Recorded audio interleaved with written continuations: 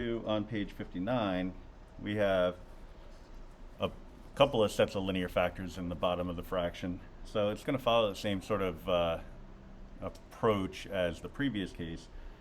So we have the 5x squared plus 20x plus 6 over x times x plus 1 squared. So I should elaborate on that a little bit. It'll follow it to some extent. You know, we have a linear factor, but then we have a case that involves quadratic. All right. So we'll have to address that in a second. But let's get an a sub 1 over x to address the linear factor. All right. So if we look back at the table on the previous page, you see here that we have a relation that allows us to address any cases in which there's a linear factor raised to a power. All right. So it's going to follow this model where you're going to have constant numerators, but you'll see that you have increasing powers of your linear factor as your denominator. All right, so let me show you what that looks like. In this case, we have the x plus 2 squared. So what we'll do is we'll create a constant numerator. It's got to be a2 because I've already used a1 for a factor of x plus 1. Since we have a power of 2, I would need another one with the denominator of x plus 1 squared. All right. If I had x plus 1 to the 17th power, then I would need another one, a sub 4 over x plus 1 to the 3rd, a sub 5 over x plus 1 to the 4th, and so on, up to a sub whatever over x plus 1 to the 17th power. That would be a lot. All right. So we'd add all this together, and we go through the process of trying to solve this out. So we're going to multiply everything by the x times x plus 1 squared.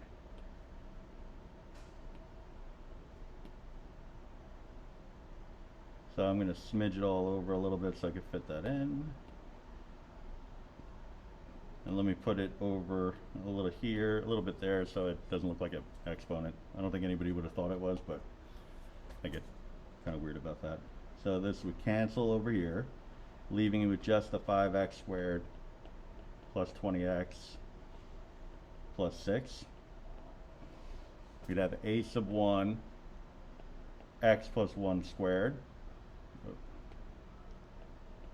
plus a sub 2 x times x plus 1, right? Because again, this is getting distributed to each one. And then a sub 3 with just the x. All right. So if it helps,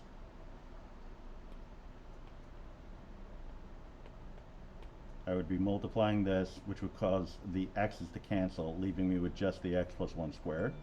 I'd multiply this, which would cancel just one of the x plus 1s, leaving me with an x and an x plus 1.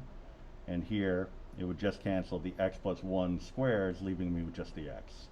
All right. So now I distribute it out, clean it up a little bit. So a sub 1 times x squared plus 2x plus 1 plus a sub 2 x squared plus a sub 2x. While I'm here, I can get that going. A sub 3x, a sub 1x squared plus 2a sub 1x plus a sub 1, and everything else comes along for the ride.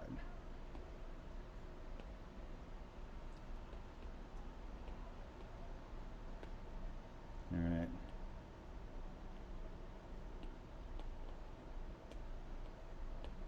So now I'm going to collect any term that's got an x squared.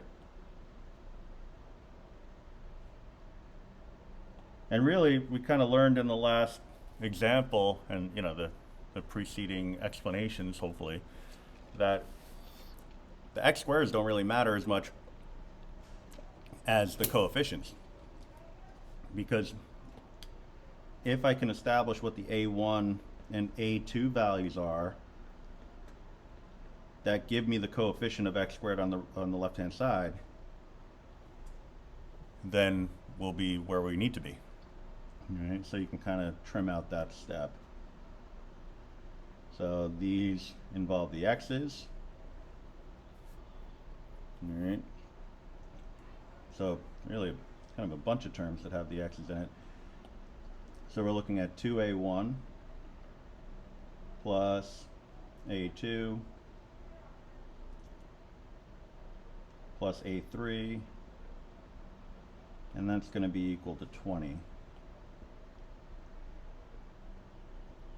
And then that lone a1 is equal to 6. So this actually is going to be kind of nice, because a1 is equal to 6. If we work with this equation, that's going to just, I mean, just by looking at it, we would see that a2 would have to be a negative 1. All right, because 6 minus 1 is 5. So 2a1, well, I already know the a1. 2 times, so I'm going to take this one. 2 times 6 plus a negative 1 plus a3 is going to be equal to 20. So 12 minus 1 is going to be 11 plus a3 is 20, making a3 equal to 9. All right, so now I have a fresh new integral that I can work with. I'm going to resize, create some room.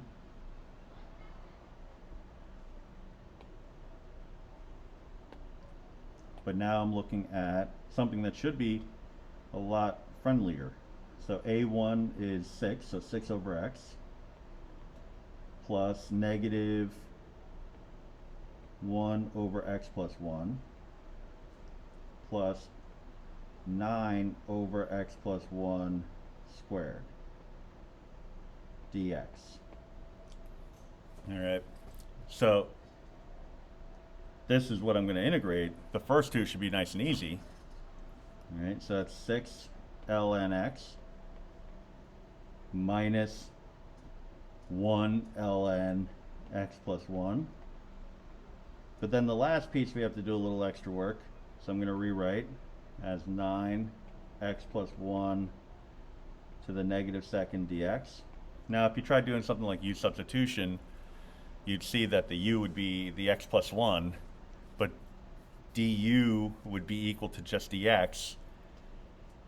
So really it's just saying that we can integrate around the x plus 1, and it wouldn't have, that x plus 1's derivative is not going to have any bearing on the process. So I'm going to increase the exponent by 1, divide by the new exponent, and that'll do it. So bring everything else along for the ride. Well, I guess I don't need the plus sign anymore. And there you go. All right, so manageable as opposed to, you know, what it was in its original form. Now, number 3 is, you know, it's still quadratic on the top, but on the bottom we have a linear and a quadratic that is not factorable.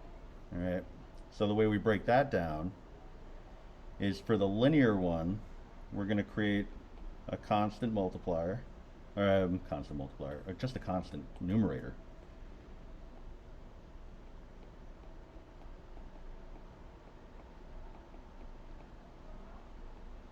So I'll have the x plus 1 there.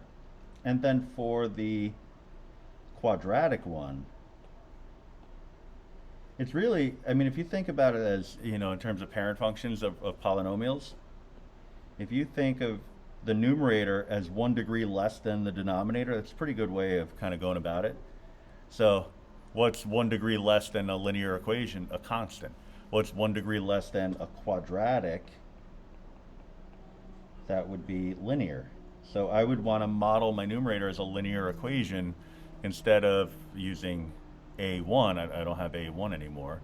I'd need some other constants. I can use a2. I could switch to different letters if I want.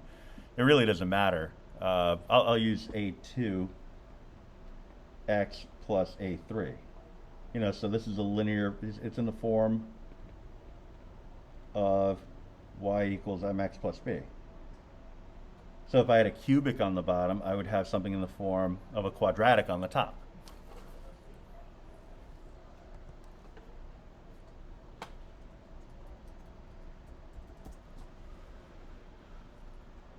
All right, so I'd have something in the form of a quadratic on the top.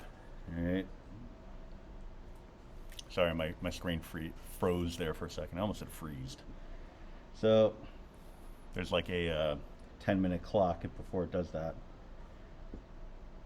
So I'm going to multiply everything by, oh, I didn't write my denominators here. Apologies. I'm like, why am I going to multiply anything? X plus 1, x squared plus 4. I'm going to multiply everything by that. So I'm just going to give myself the space to do it.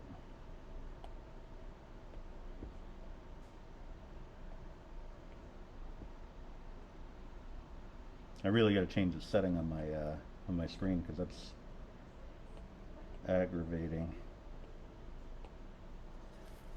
I'll put it on my list of things to do that I never do. All right, so these will cancel. In this case, it's just the x plus 1 that'll cancel. And in this case, it's just the x squared plus 4 that'll cancel. All right, so we'll have the 7x squared plus 5x plus 23 is equal to a1 x squared plus 4 plus a2 x plus a3 times x plus 1. So a1 x squared plus 4a1 plus a2, I almost said a squared, a2 x squared plus a2x plus a3x plus a3. Alright, so power of 2, power of 2, power of 2. So we know that a1 plus a2 has to be equal to 7.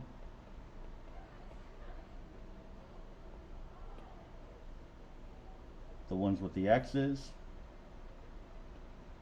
so a2 plus a3 has to equal 5. And then 4a1 and a3 has to equal 23.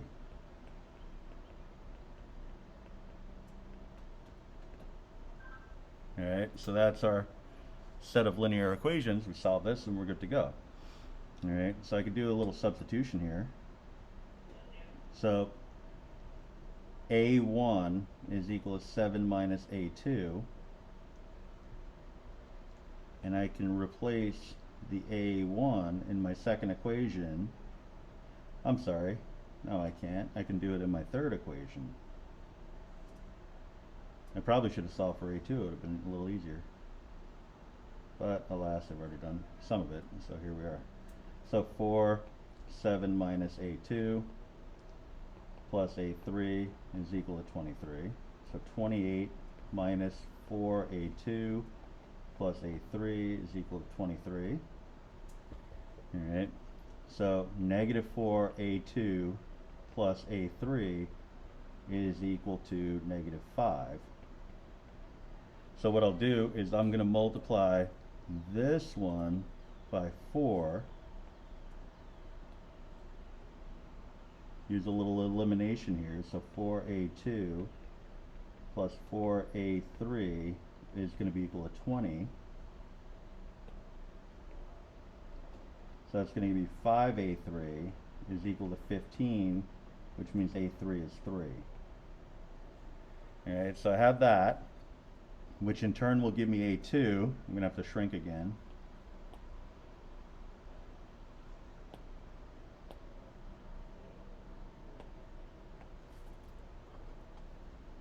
Alright, so if I know that a2, oops, that's not a marker, a2 plus a3 is equal to 5, then a2 is 2. if I know that a1 plus a2 is 7, then a1 is equal to 5. Alright, because a2 is equal to 2. Alright, so now I have a new integral, a1, which is 5 over x plus 1, a2 and a3, 2 and 3, so 2x plus 3, over x squared plus 4 dx.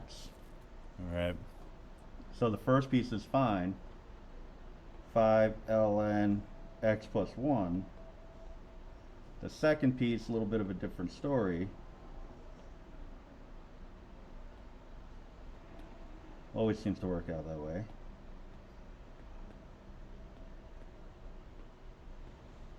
Alright, if I go with ln, I mean, it sounds all good in theory, but I'd have a little bit of work ahead of me. Let's tackle this one. And there's a couple of roads that we could take. One is to split up the fraction, and another is to kind of work with it as is. If we split it up, it'll make things a little bit easier. Alright, so that's the road I think we should take. So we still have our 5, oh, I guess I'm writing it in red. 5 ln x plus 1 plus the integral of 2x over x squared plus 4 plus 3 over x squared plus 4 dx. Alright, now this piece here, if I could time my words with my actions. If we take the derivative of the bottom, we get the top. Alright, so what does that mean? That means that we're looking at another natural log. Alright, so whenever the derivative of the denominator is the numerator, that is your tailor-made natural log. So we have the 5 ln x plus 1 plus ln x squared plus 4. Then we still have to take care of this. Now there's a couple of ways to do this, but the way that we were kind of focused on throughout this unit, or have been focused on, has been trig substitution. Alright, so I'm just going to kind of pull this off onto the side here, sort of make it its own problem. And maybe I'll pull it even further.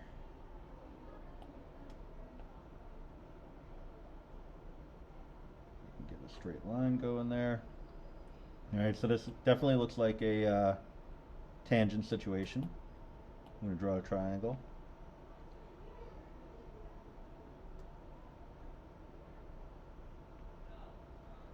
Got my theta.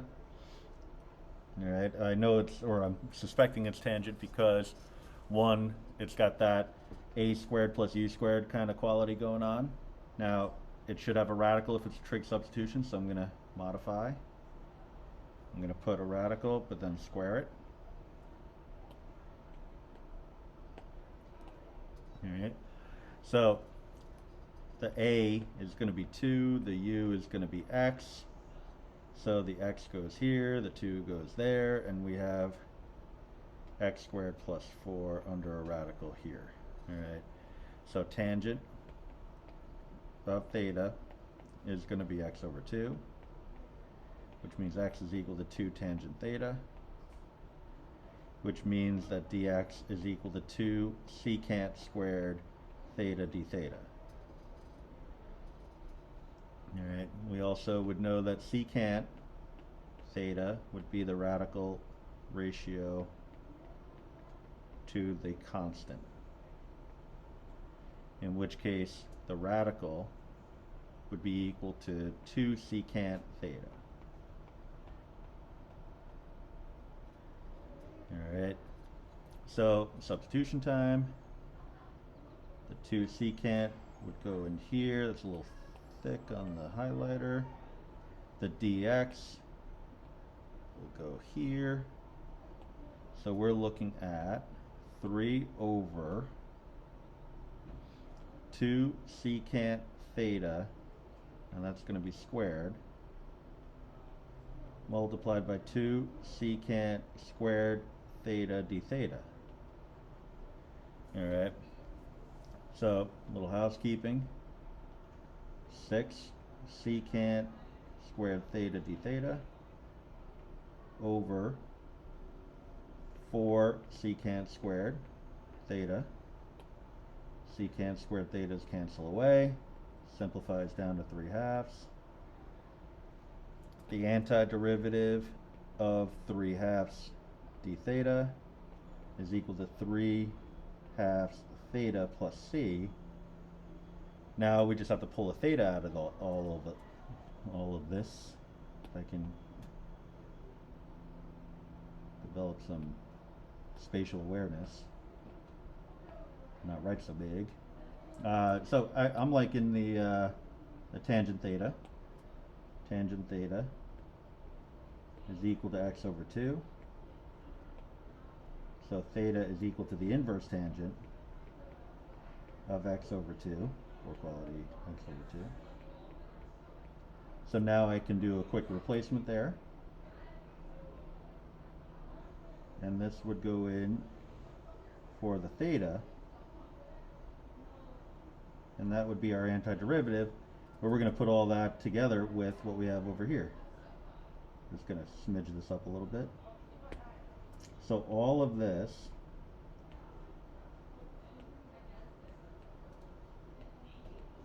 plus 3 over 2 inverse tangent x over 2 plus c.